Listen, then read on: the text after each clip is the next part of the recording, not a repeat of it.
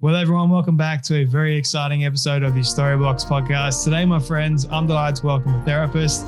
She's a teacher, she's a speaker, and she's a trauma specialist as well. Her name is Britt Frank. Now, for those of you that don't know who she is, she's all those things that I mentioned just before, but she's more than that as well. She's also a new author, and I'm pretty sure I can say this confidently right now. She's going to be a best-selling author very, very soon. You heard it here first, people, on the Storybox. She has a brand new book out, which is called The Science of Stuck. Love that title, and it has everything that you guys need to get unstuck as well. In this book, I can't recommend it highly enough for you guys to go and get a copy of it. Britt, can I welcome you so much to the Storybox podcast today? Thanks for having me. I'm so excited to be here. I'm excited to have you here. Like I was saying just a moment ago, your energy is incredibly infectious. So I think we're going to have a great conversation that I'm very much looking forward to unboxing more of your story in just a moment. Before we do that, my very first question for you, this is a question I love starting off all my conversations with. It is, what does success look like for you? Oh, so many ways I could answer that question. I could do like the stock motivation, like I could do the therapy. Here's what success means to me. The ability to do the things that I want to do, to know who I am, to know what I want, and to have the resources and the power and the ability to carry it out. Whatever that is success. Who is Britt Frank? Oh, that's a good question. Who is Britt Frank? Well, I don't know, how deep do you want to get underneath that? I'm a fully human, and I am a, fully formed human with the grossest, monstrous, horrible sides of my personality that I've learned to love, like little pets and like little pet dragons. And I am a full human with the spectrum of the good, the bad, and the like WTF. So that's me. I love that answer. And we can go as deep as we possibly can with this one. What are some of those deep dragons, I guess you could call them? What are those things? You don't waste any time. This is fun. Okay. So, I'll preface this with saying, now I am a functional human being, and I've taken the things that I have learned and created good from the giant messes that I've made. But I have really evil parts of my personality, and I have really greedy parts and manipulative parts and judgmental parts, and all of those things that we are all in such a race to deny or hide. I have all of those parts of me.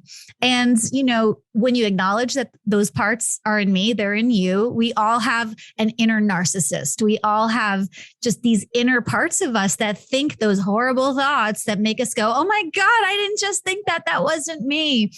And the further I tried to hide from my shadows, my ugly stuff, the louder they got. And the more you embrace them, then you notice they're actually kind of cool to have, as long as you are in control of them and not the reverse. And underneath every quality that we think is, quote, bad is a gift. So like envy, underneath envy, that points towards desire. Underneath that comparison, jealousy thing lies, here's where I'm authentically wanting to go. So it's really fun to flip the stuff that we think makes us bad and find like the gold underneath it. Because if we don't flip those things that are bad, we do get stuck. Completely. Yes. And they form all these negative aspects of our life. They contribute to horrible health conditions, as I'm sure you're probably aware. Yes. I'm sure we'll dive further into that in just a moment. So I love how you also mentioned that you're a fully functional human being, and I'm grateful for that. I am too, even though I've had my own fair share of demons, and I call them demons, past demons that I've had to wrestle and contend with.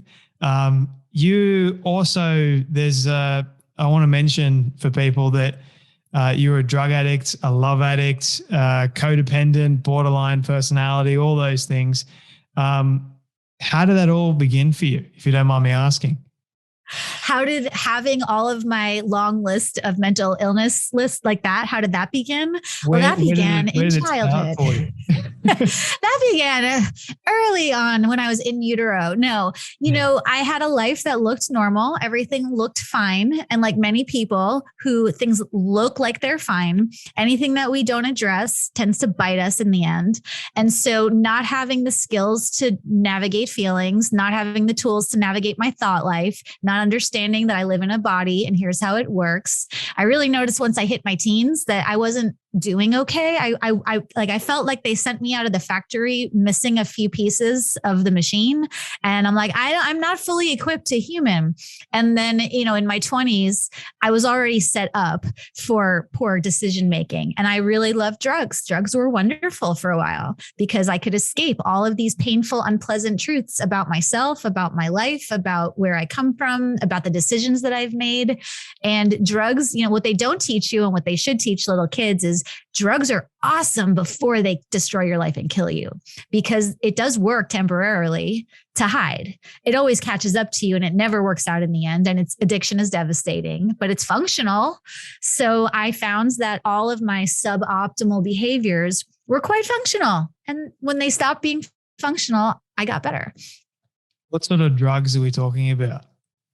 Well, I can, lead with the socially acceptable ones. I popped prescription pills, but I was smoking meth out of light bulbs in bathrooms and in strange places with strange people, doing all of the things that you associate with crystal meth. And, my life got pretty grim for a while. And so I'm grateful for that. So we can talk about it now. But even the most toxic environments have a functionality to them. They serve a purpose or we wouldn't be doing them. So I really love helping people de-shame. And I'm not justifying behavior. Like, I'm not proud of my choices and I've had to do repair work and amends making and, all of that. But to go into our stuff with shame just keeps us stuck. I am no longer a drug addict. I no longer have borderline personality disorder. I don't have any of those things. And if I had shamed myself or labeled myself, I would still be stuck, because the mental health world is fond of labels and labels of this is who you are, just live with it. And that's not always the case. I want to take people to the dark so they can understand this is where you came from, because it's your journey. It's part of how you ended up getting unstuck. You were stuck for a period of time and now you're unstuck, which I'm grateful for. And now you're doing this incredible work. So how long were you in that period of being stuck? Oh my gosh, for a long time, longer than I'd care to admit, all of my 20s and really into my 30s. And it really wasn't until I was 35 where I was like, okay, I think I have a few things figured out. I don't have it all figured out and I'm not healed. I still have triggers and I still have my stuff, but largely it was really, birth to 35 was a hot mess. And since 35, life's been pretty awesome. And what sort of was the catalyst resulting in you getting unstuck and in changing and going on this journey of becoming a trauma specialist and therapist and helping so many people? So I worked in advertising for a while. I waited tables for a while. I did a lot of random weird, I produced photo shoots for a clothing company for a while. I just sort of did whatever. And it wasn't until I actually found a therapist who understood trauma that the light sort of started to turn on.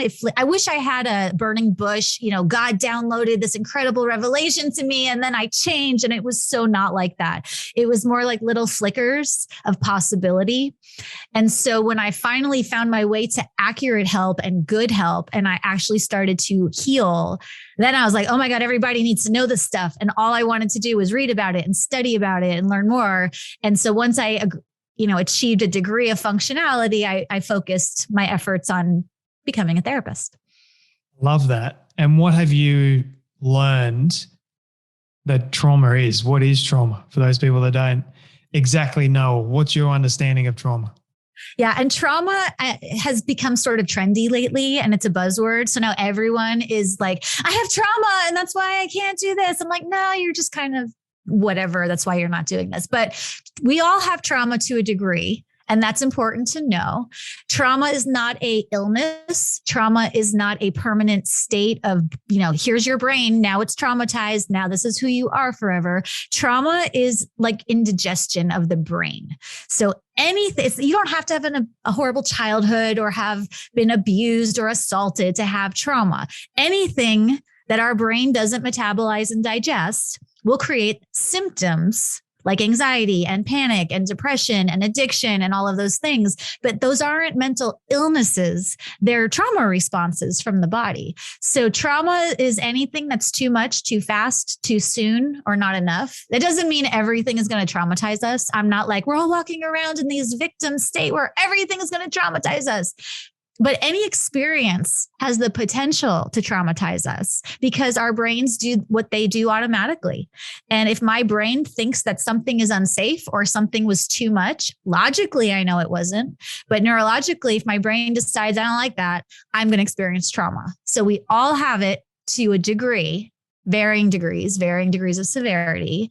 And it's part of the human experience. And to say, I don't have trauma, nothing bad ever happened to me, sort of misses the point. Trauma is brain indigestion. We can dial it down and make it less big by using that metaphor. When we say, because you're right, it does become more of a buzzword these days. And I've had a lot of conversations with, Bessel van der Kolk and so many other great trauma experts in this field. And when I ask them the question, is trauma just trauma? And they say, yes, trauma is trauma. But then you got the degree of trauma. Say, for example, someone went through sexual abuse rather than someone that has been through not that experience, but something else that is of a lesser degree. Yet somehow that person experiences in the way they experience it to some degree is they can use it as, if I'm making much sense here, that the person that went through sexual abuse, if someone didn't, for example, they can use their small little trauma. I'm not making any sense here. I'll try and rephrase myself here. I apologize. So, for example, someone that has been through less of a trauma can use that experience as an excuse to say they've got the trauma of someone that has been through sexual abuse, which is an enormous weight, right? Did that make any sense?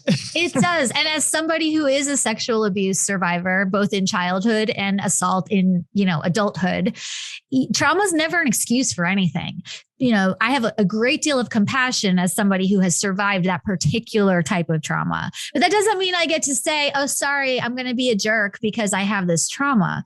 Just like somebody who doesn't have that trauma doesn't get to say, well, I have trauma and that's why I can't. Like trauma explains a lot of our behaviors, but it doesn't excuse it. And the fact is that, for someone like me who has, let's say, a sexual assault history, that might mean that an experience that someone without that history might find easy is harder for me. But the flip is also true. Sometimes people who have trauma don't get triggered by things in the environment now. And people who don't have a history of trauma are incredibly triggered by that. So, whatever our history and our story is important, but it's really what's happening now. Forget about where, our stories matter, but largely it's, okay, what's going on for you right now? There's no point in comparing. There's no point in saying I can't because. It's what are my choices? What am I willing to do? Are much better questions than I can't because, and here's why. Yes, trauma is definitely something severe and awful to work through, but to the degree that you have relative safety and access to resources, you can heal. It does and can heal. Completely heal? Well, I don't know if any of us can be completely healed as humans. So I'll say maybe not completely healed, but certainly not the loudest voice. I don't wake up thinking about my trauma. I'm not haunted by flashbacks constantly. I don't smoke meth and I don't use drugs and I don't participate in eating disordered behaviors. So maybe it's not healed. Doesn't mean I'm not triggered. So I wouldn't say I'm cured. I would say it's not what I lead with. Trauma doesn't have to be the main theme of your story, which is hard for people because I was very attached to my trauma because it defined me. I'm a trauma survivor. this is who I am. And if I don't have my trauma story, well, then what do I do?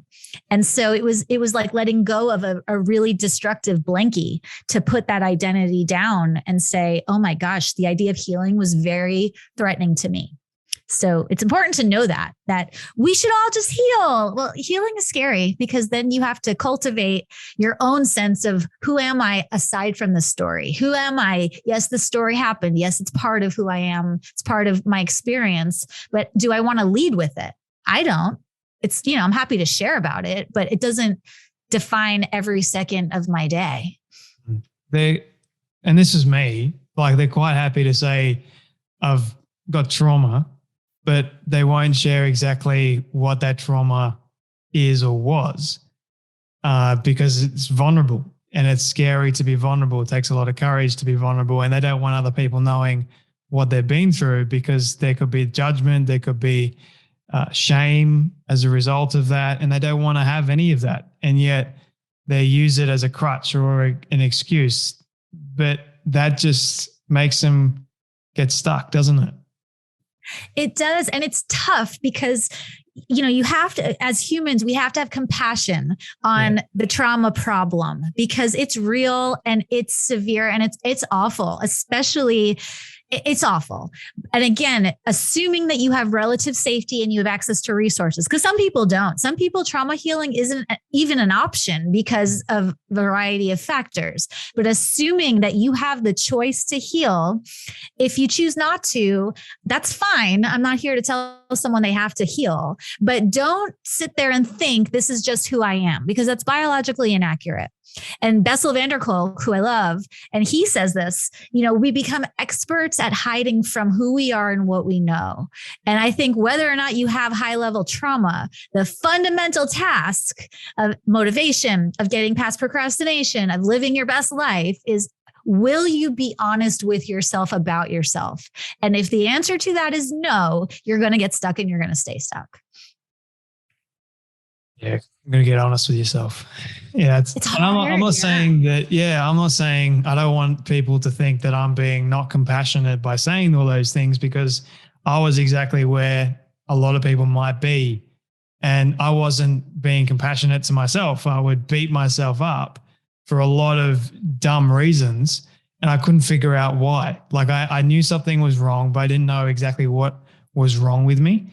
And so when I finally, everything just came to a crushing halt, I realized things about myself that I never thought even existed because I chose to go down that healing path. It was difficult. It was tough. And if I'm being honest with you, Britt, I'm a recovering addict. I think I'm still on that journey of recovery. Like, it's an everyday process, like the things that I put into place. And I'm also a recovering trauma guy as well. Like, I don't think that's ever going to go away as much as I try to get rid of it. But it's just, I think it's impossible. But I've had a lot of people say that they believe that it is possible to really get rid of everything and not have any triggers.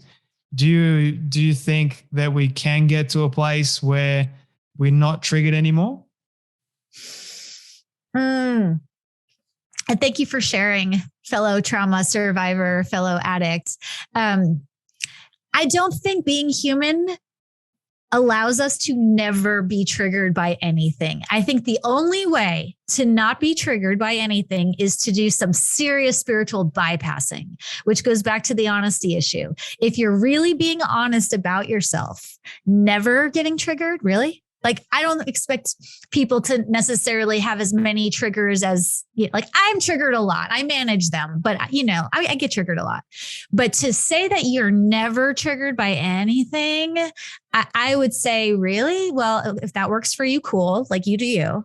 But I would say if you scratch beneath the surface, is it possible that there's perhaps some bypassing of grief or pain? Because we're very good at bypassing grief in an effort to over spiritualize it, or, this was God's will. And okay, that's cool. If that's your orientation, that may have been God's will, but that doesn't change the fact that if your heart is broken, you're going to need to tend to it. And you're going to need to name. We are experts at avoiding grief. So no, I don't believe that we can human without ever being triggered.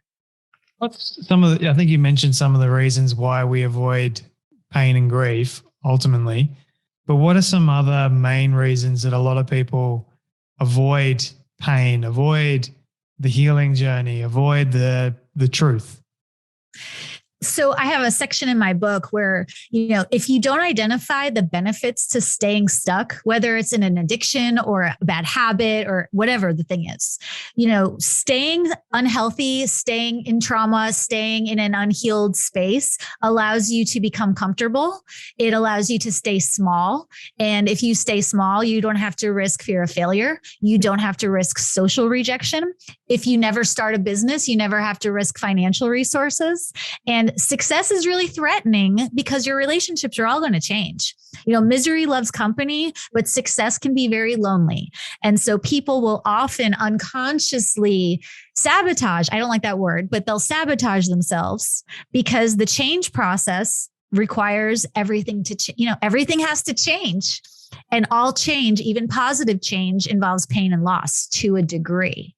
So, no shame in that, but let's name the benefits to these behaviors. Because once we name them, Dr. Dan Siegel says this, name it to tame it. Once we name it, then we can start creating plans and using these, thinking strategies to start maneuvering our way out. But to say I get nothing out of being a drug addict is flat out BS. It's not true.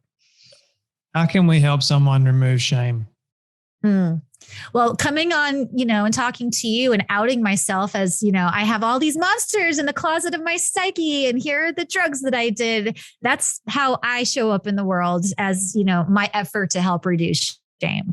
Because as a therapist, I sit in front of a lot of shiny looking people, really successful people, and we're all a mess up close. We're all struggling with something. We all have something that's hidden in the back of wherever that we don't want to show. So if we can normalize that, I'm not suggesting everyone vomit their ugly truth on Instagram. That would be the equal and opposite problem of everything looking perfect. It's like we need boundaries, but we're all a mess up close. So let's make that okay. And the more we talk about it, I think the more we can reduce the stigma and the shame of just being human.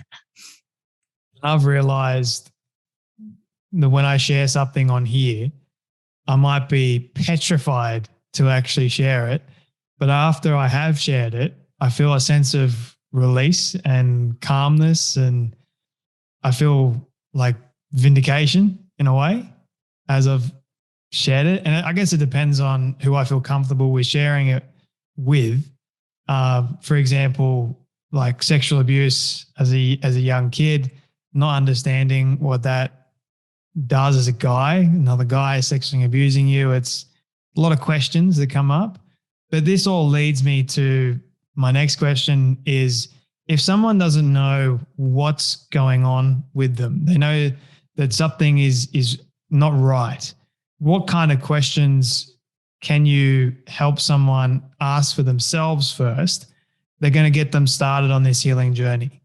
Mm-hmm. And it's really tough with, if you're overwhelmed and you have no idea where to start and you wouldn't even know where, if I said to someone, all right, let's get honest about what's true for you. A lot of people are like, I have no idea. I don't even know where I'm lying because I'm so overwhelmed with it. So where do we start? Is a great place. So number one, first and foremost, assume there is information that you don't have yet. Because in the absence of information, what do we do? It's my fault. It must be me. I'm lazy. I'm crazy. I'm unmotivated. I just suck as a human. Let's just start with there's information that you don't know yet. And once you know it, this is going to make sense. It doesn't excuse it, but it will make sense. So just because you don't know why it's happening doesn't mean there's not a really good reason for it to be happening. Step one. So just assume this makes sense to someone and then ask yourself, what are my choices? Not why am I broken? Not what's my problem?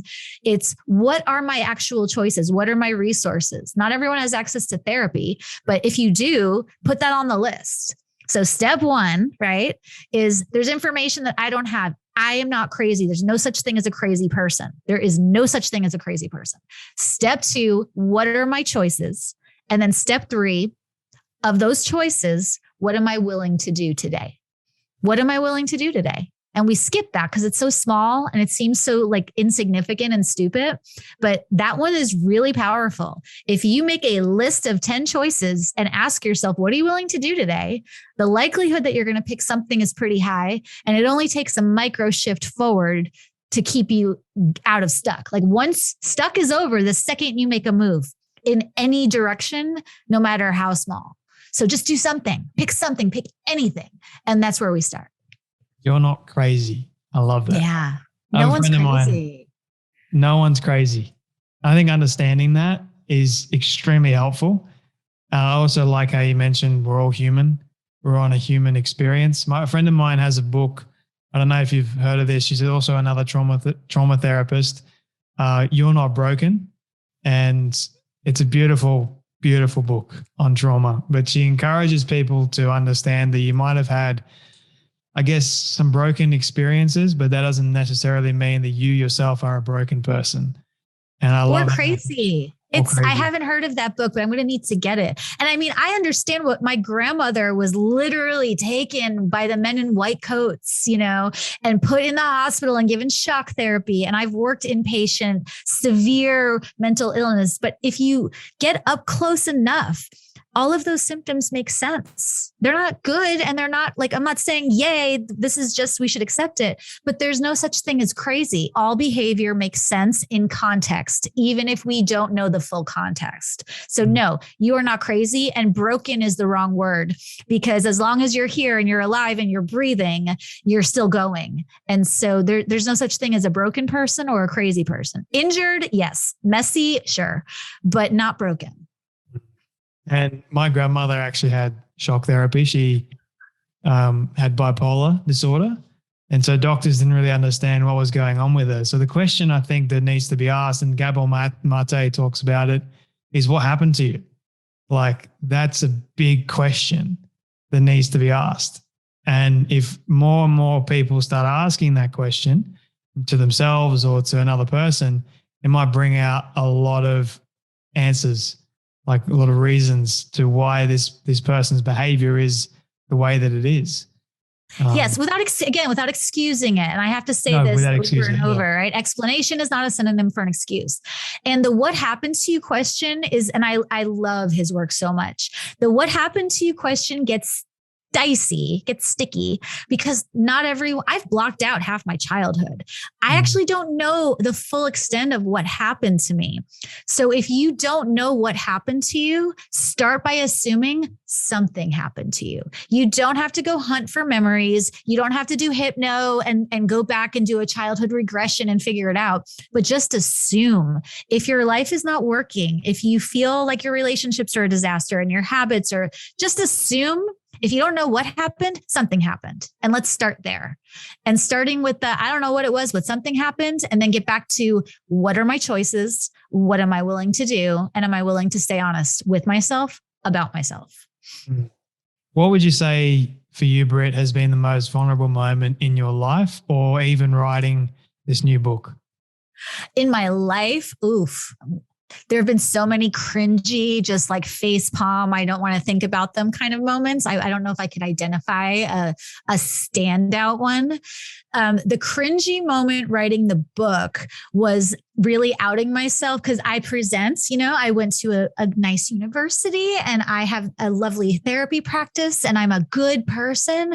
And like, I did some really messed up stuff. The smoking meth out of a light bulb thing, that one was a hard one to share. I was like, oh man, am I really going to tell that story? Like, do I have to? I sat with that. I rewrote that story 10 times. I'm like, maybe I'll tell like a Vicodin story, or maybe I'll tell a cocaine story, because at least cocaine is like a party drug, but like meth, oh my God. So that one was a really tough one to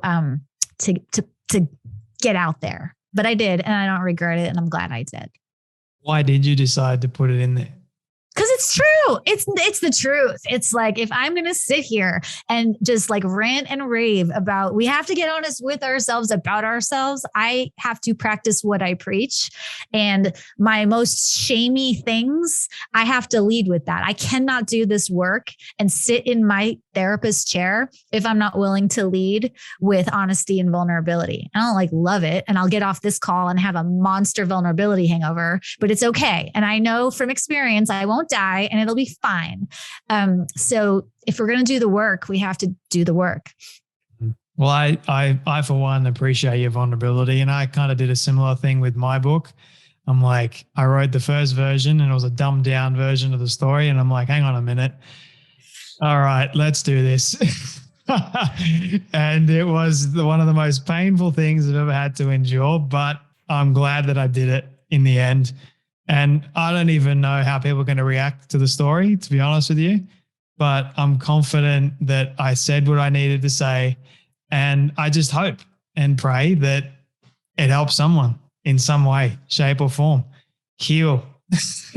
Like that's really why I did it. So I am very grateful for you, Britt, and for your sharing today and the vulnerability that we have shared. I know it's never an easy thing to do, but why did you decide to write a book? I mean, of all the things you could have done, a book is like not an easy thing to do. So why did you decide to write a book?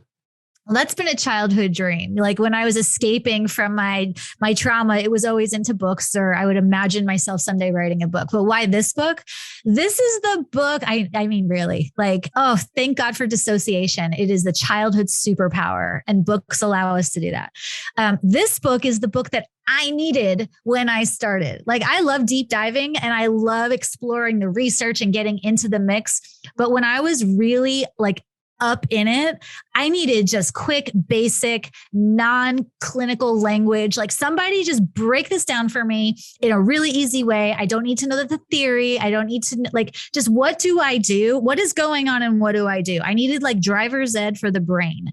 And so the book is really a compilation of all of the things that it's not like, here's Britt's opinion on getting unstuck. Like, here's what Dr. Bessel van der Kolk says. And here are what people way more researched and smarter than me have said about all of this stuff.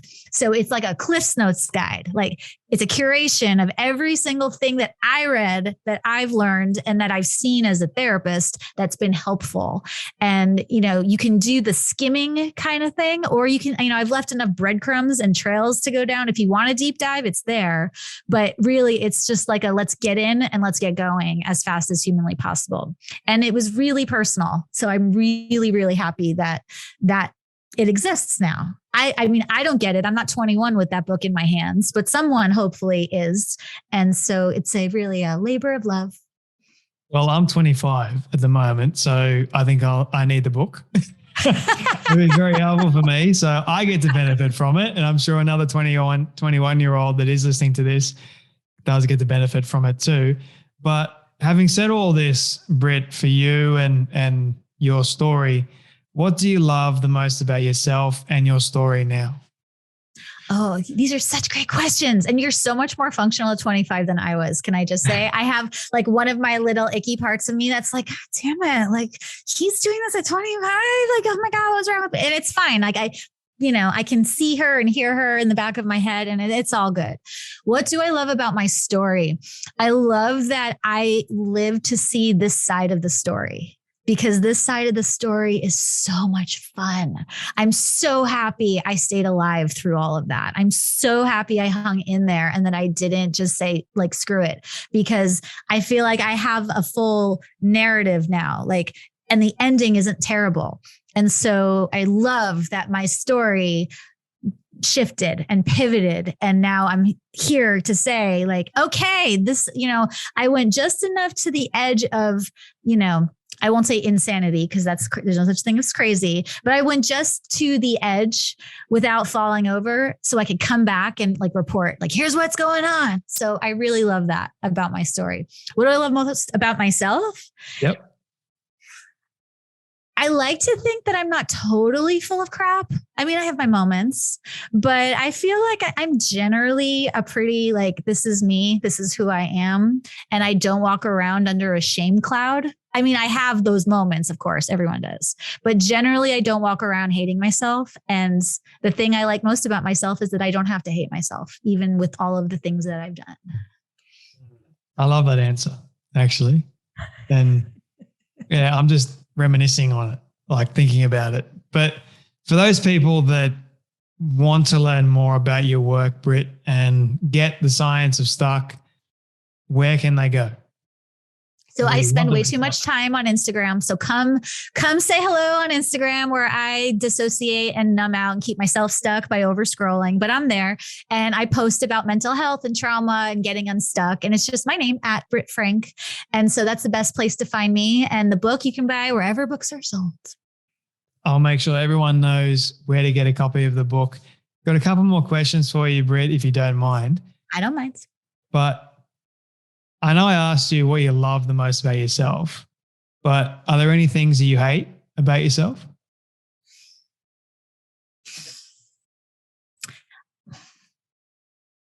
I'm thinking really hard, like with the pithy answer is no, there's nothing that I hate about myself. Like, yeah, of course. Like I go to therapy, I take medication, I have my moments. So, yeah, there are times where I hate that certain things are harder for me, or I hate that other people seem to have certain things figured out that I have to spend a lot of extra time trying to figure out. But I don't hate myself. There are things that I do that I'm not super proud of, and there are habits but do I hate myself?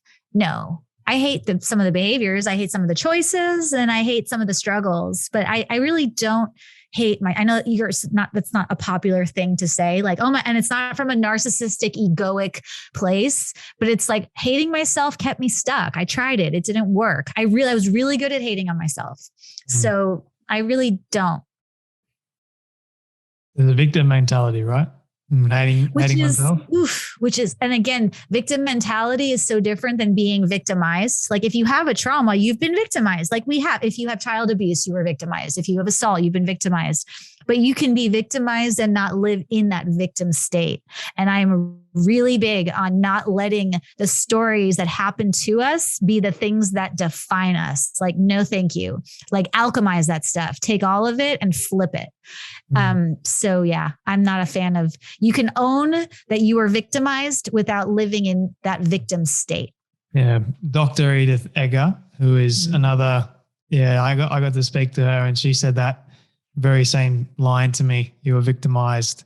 And I think that just helped me flip a switch that I needed to flip.